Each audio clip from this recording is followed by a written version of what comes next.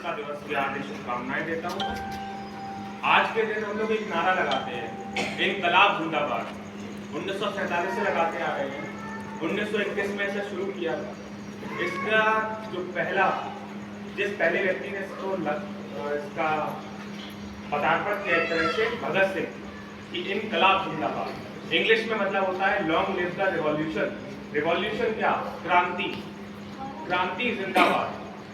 हम लोग 2 दिन नारा लगाते हैं, इनकलाब जिंदाबाद, इनकलाब जिंदाबाद, और पूरे साल घर में रहते हैं और फिर भूल जाते हैं कि इनकलाब जिंदाबाद का मतलब क्या था। क्रांति।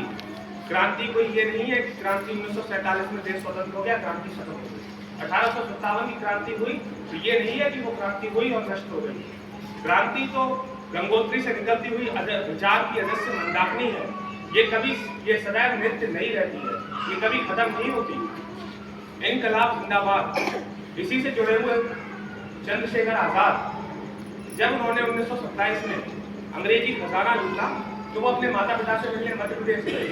मध्य प्रदेश जाकर उनके माता पिता ने कहा, बेटा तुम पर तो खाना आ गया है, थोड़ी हमारी गरीबी भी दूर कर दो।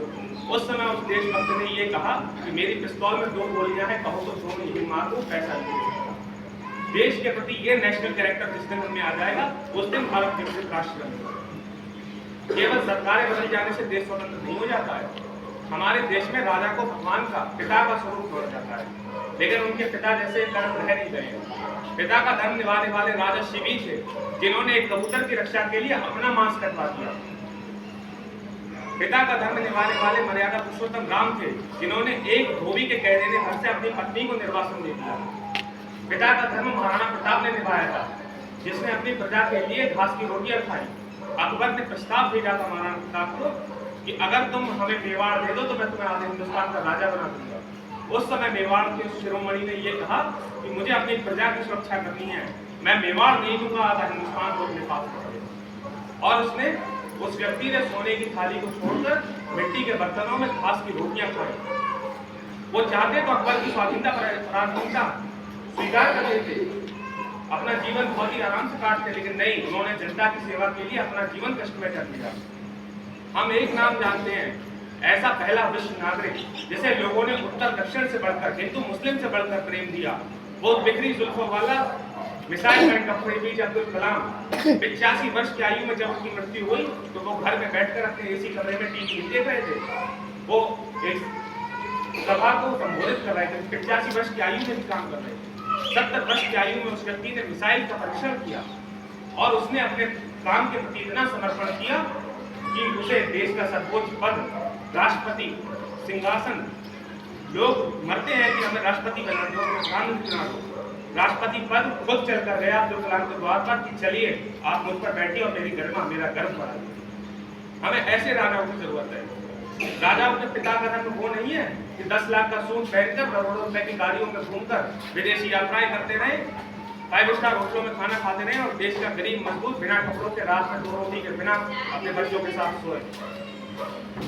हम लोगों ने इन सब बातों को छोड़ दिया। हमारे देश के जितने भी नेता बने फिरते हैं, देश में 545 लोकतंत्र की सीटें हैं लोकसभा की, उसमें अगर 275 सीटें आ जाए तो सरकार बन जाती है। ऐसा क्यों? जब तक देश के 150 करोड़ हिंदुस्तानियों का एक विचार नहीं होगा, एक दिशा में उनकी सोच नहीं होगी, तब तक देश विकसित नहीं होगा। और देश के विकास में हम सब की सोच होनी चाहिए। अगर मैथ की भाषा में कहूँ तो 1/150 करोड़ इंडिया मैं हूँ और 1/150 करोड़ इंडिया आप हैं।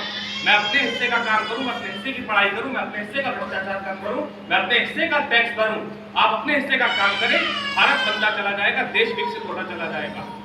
और अगर हम आज की आधुनिकता, आज की तकनीकें और अपना सारी आध्यात्मिक चेतना, अपना पूरा इतिहास सब कुछ मिला दें तो भारत विश्व गुरु नहीं बनेगा, पूरा विश्व ही भारत बन जाएगा।